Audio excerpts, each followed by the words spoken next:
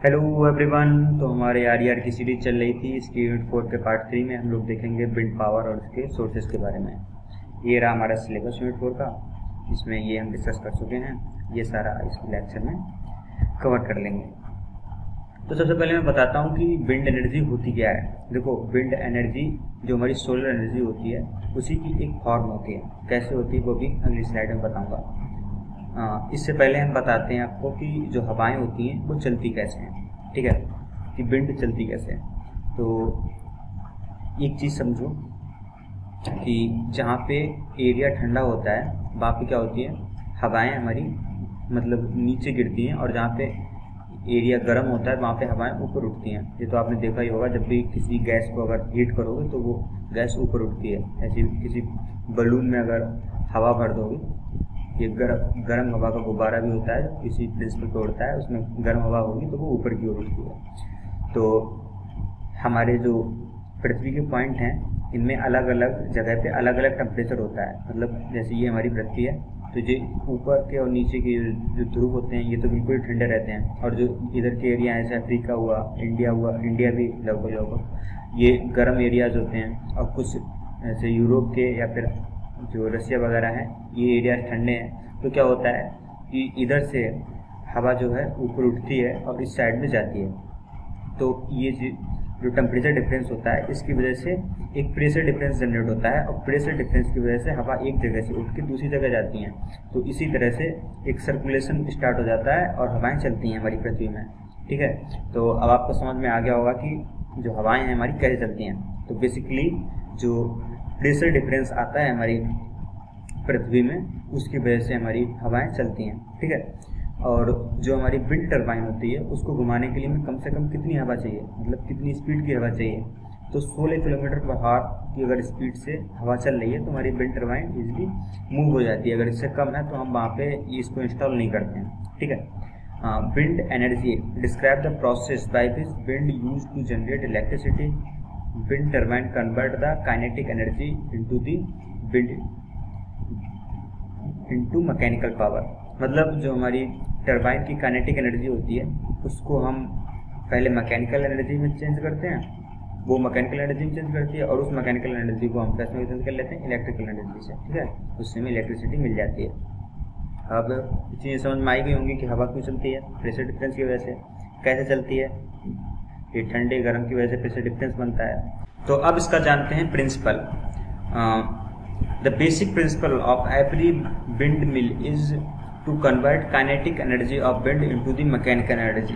ठीक है, which is use to rotate the turbine of electrical generator to produce electricity. मतलब ये जो है हमारी ब्लेड हैं इसके टरबाइन के, वो क्या करेंगे, एक जो भी हवा की काइनेटिक एनर्जी है उसका इस्तेमाल करेंगे मैकेनिकल एनर्जी, मतलब इसके रोटेशन में। फिर ये रोटेशन क्या करेगा, इसको चेंज करेगा जनरेटर के थ्रू इलेक्ट्रिकल एनर्जी में। ठीक है, इससे हमें इलेक्ट्रिसिटी मिल जाती है। ये इसका बेसिक प्रिंसिपल हो गया। और अब इसके पार्ट जो होते हैं उनको डिस्कस कर लेते हैं। देखो, एक डिवाइस होता है एनीमोमीटर बोलते हैं, वो क्या करता है, जो हवा की गति होती है मतलब विंड स्पीड, उसको कैलकुलेट करता है कितनी स्पीड से चल रही है। दूसरा ब्लेड होते हैं, ब्रेक होते हैं। इसमें अगर ज़्यादा तेज़ स्पीड हो जाती है, कभी आंधी वगैरह आती है तो हम क्या करते हैं, उनको ब्रेक भी लगाते हैं। मतलब अगर एक रेशियो होता है कि ये करीब 55 मील पर आवर होता है कि अगर इससे ऊपर की हवाएं चल रही होती हैं तो हम उसको विंड टरबाइन को ऑपरेट नहीं करते हैं, वरना हमारे लॉस हो सकते हैं। ठीक है, तो इसलिए ब्रेक भी देते हैं, ब्रेक लगाते हैं किसी इमरजेंसी में रोकना पड़े। कंट्रोलर लगाते हैं उसकी स्पीड कम या ज़्यादा करने के लिए। ठीक है, और ये नेसल नाम की एक वो होती है, जो नेसल मतलब होता है कि ऐसे एक गुब्बारा है आपके पास, तो उसकी जो डंडी होती है पकड़ने के लिए उसको बोलते हैं। तो इसीलिए ऐसे जो टरबाइन होती है उसमें जो पीछे का जो पूरा वो होता है बॉक्स है उसे बोलते हैं नेसल, जिसके अंदर गियर बॉक्स और जितने भी इक्विपमेंट होते हैं जनरेटर वगैरह फिट होते हैं उसी को बोलते हैं नेसल। और अब क्या हुआ, कंट्रोलर हो ही गया, स्पीड को कंट्रोल करता है। गियर बॉक्स क्या करता है, जो हमारी जो टरबाइन होती है वो तो काफ़ी कम स्पीड में घूम रही होती है, करीब 30 से 60 रोटेशन पर मिनट, और ये 30 से 60 आरपीएम को कन्वर्ट करता है गियर बॉक्स कितने में, 1000 से लेके 1800 आरपीएम में। ठीक है, इससे हम जनरेटर रोटेट कराते हैं, तो इससे हमें काफ़ी हाई इलेक्ट्रिसिटी मिलती है। और जनरेटर होता है, जनरेटर क्या करता है भाई, मैकेनिकल इलेक्ट्रिकल में चेंज करता है। ठीक है, और ये पार्ट है, ये डिस्कस कर ही चुका हूँ, कि फिगर में आप देख के समझ सकते हो।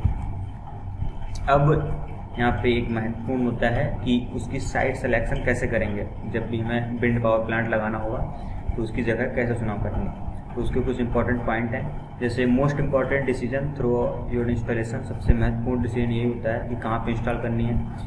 Vital part in the performance and efficiency of the wind turbine, ठीक है, जो उसकी परफॉर्मेंस और इफिशिएंसी है उसको भी कैलकुलेट करना एक महत्वपूर्ण बिंदु रहता है इसका।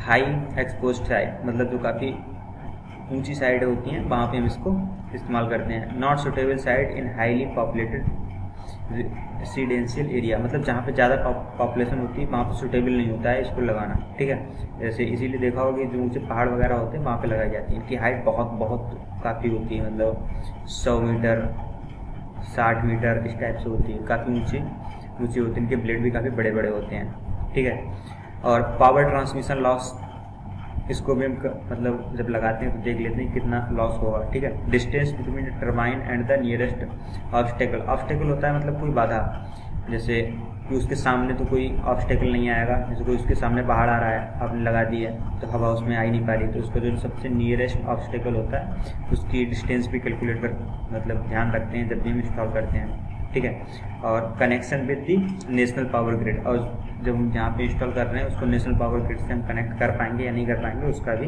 कंसिडरेशन रखते हैं, ठीक है। ये तो साइट सिलेक्शन के क्राइटेरिया थे। अब देखते हैं इसकी वर्किंग। देखो वर्किंग इसकी कोई खास नहीं होती, जो हमारे घर में फैन लगा होता है उसका अपोजिट ही है। हम उसमें क्या करते हैं, हम इलेक्ट्रिसिटी देते हैं और फैन को घुमा रहे होते हैं। इसमें क्या होता है, फैन घूम रहा होता है, उससे हम इलेक्ट्रिसिटी ले रहे होते हैं, ठीक है।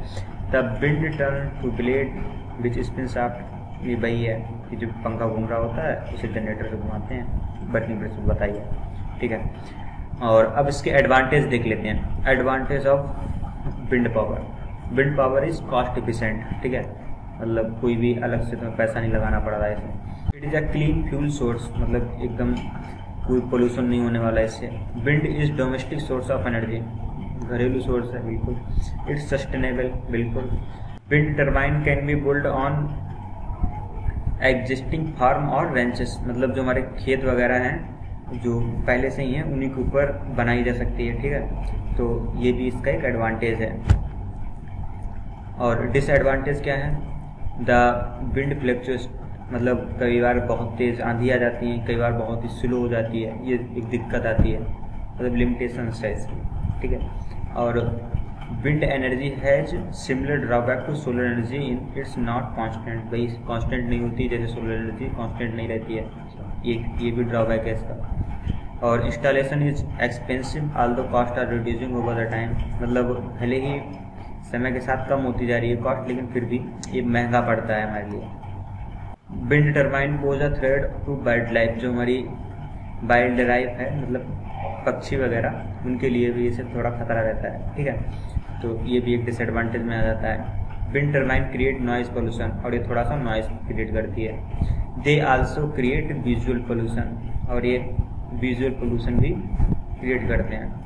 अब हम इनके टाइप के बारे में देख लेते हैं, ठीक है। तो जो आपकी विंड टर्बाइन होती है, फिर विंड मिल बोलते हैं जो उसका स्ट्रक्चर होता है, ठीक है। तो जो विंड मिल होती है वो कितने टाइप की होती है, तो ये 2 टाइप की हो सकती है, या तो हॉरिजॉन्टल एक्सिस लेंगे हम या फिर वर्टिकल एक्सिस लेंगे। इनके कुछ पॉइंट हैं, इनको भी कंसिडर कर लेते हैं। जैसे हॉरिजॉन्टल है, tall tower enable accessing stronger wind, ठीक है। और blade capture wind energy throughout rotation, strong and huge tower required, और complicity during construction need to be turn to face the wind, ठीक है।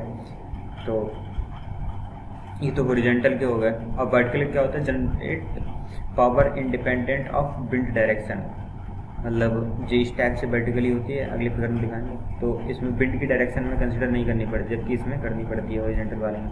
लो कॉस्ट, इसकी cost भी कम रहती है। Strong tower not needed since generation is on the ground, जो कुछ हो रहा होता है सब ग्राउंड में हो रहा होता है, इसलिए कोई स्ट्रॉन्ग टावर नहीं चाहिए होता, तो उसके लिए काफ़ी स्ट्रॉन्ग टावर चाहिए होता है, सब कुछ ओपन हो रहा होता है। तो अगर टूट गया तो काफ़ी दिक्कतें पैदा कर देगा। और जो इसकी इफिशेंसी होती है वर्टिकल एक्सिस वाले की कम होती है, क्योंकि only 1 blade work at a time, केवल एक ही ब्लेड घूमता है। May need bats to support, और इसे सपोर्ट के लिए भी तारों की जरूरत पड़ती है, ठीक है, क्योंकि इसका टावर जो होता है स्ट्रांग नहीं होता है। More turbulent flow near ground, turbulent flow मतलब होता है ऐसा मान लो कि ज़्यादा झटके में लगते हैं, ठीक है, ग्राउंड के आसपास में, ज़्यादा टर्बुलेंट के अंदर मत जाओ। वैसे मैकेनिकल इंजीनियर को समझ में अच्छे से आ रहा होगा टर्बुलेंट फ्लो क्या होता है। और ये इनके फिगर्स हैं। जो हॉरिजॉन्टल एक्सिस होता है वो कैसा होता है, ये एक स्ट्रॉन्ग सा टावर हम खड़ा करते हैं पहले, ठीक है, उसमें ये हमारा नेसल होता है, इसके अंदर ही गियर बॉक्स जनरेटर वगैरह रखे होते हैं, और जो हमारे रोटर ब्लेड लगे होते हैं इस टाइप से, ठीक है। और जो वर्टिकल एक्सिस होता है उसमें क्या करते हैं, एक बॉक्स होता है, उसके अंदर लगे होते हैं गियर बॉक्स जनरेटर, और इस तरह से एक पिलर खड़ा होता है और ये ब्लेड होते हैं, ठीक है। जैसे रोटेशन आता है तो इस तरह से ये घूमती है, और ये इस तरह से घूमती है, इस तरह से घूमती है, ठीक है। अब इसकी एनर्जी कैलकुलेशन देखो, ये करती क्या है, काइनेटिक एनर्जी को मैकेनिकल एनर्जी में चेंज करती है। विंड की काइनेटिक एनर्जी को, ये जो विंड मिल है उसकी मैकेनिकल एनर्जी में चेंज करती है। तो केवल काइनेटिक एनर्जी की बात करेंगे, पोटेंशियल एनर्जी कोई मतलब नहीं बनता। तो काइनेटिक एनर्जी कितनी होती है, हाफ mv², तो 8 से पढ़ते आ रहे हो, ये फार्मूला तो पता ही है, ठीक है। अब इसमें हमने क्या किया, m की जगह पे m का फार्मूला होता है मास इक्वल टू रो और v, ठीक है, rho equal to density, v equal to volume. तो रो भी रख दिया ऐसे और वेलोसिटी को वैसे रहने दिया। अब इसमें क्या किया, v की जगह पे जो वॉल्यूम है उसको हम एरिया इंटू लेंथ भी कर सकते हैं, तो ए रो ए एल कर दिया हमने, ठीक है। अब हमें पावर निकालनी है, तो पावर निकालने के लिए हम क्या करेंगे, जो भी काइनेटिक एनर्जी है उसको टाइम के साथ डिफरेंशिएट कर देंगे। तो उसको डिफरेंशिएट करने के लिए हमें केवल एक वेरिएबल मिला है एल, ठीक है, और बाकी सबको कांस्टेंट रख के बाहर निकाल लिया। अब एक एल और B, D L upon D T करोगे जब बी को, तो नॉर्मल से डिफरेंशिएशन है, आंसर आ जाएगा आपका half rho A B Q. तो अगर इसके दो तरह से आ सकते हैं, या तो काइनेटिक एनर्जी पूछेगा, ये नहीं पूछता, ज़्यादा पावर पूछेगा, ठीक है, तो उसमें ये सारी वैल्यूज दी होंगी और कोई एक चीज़ पूछ ली होगी, तो आप इजीली कैलकुलेट कर सकते हो इसकी कैलकुलेशंस जो भी एग्जाम में आएंगी, ठीक है।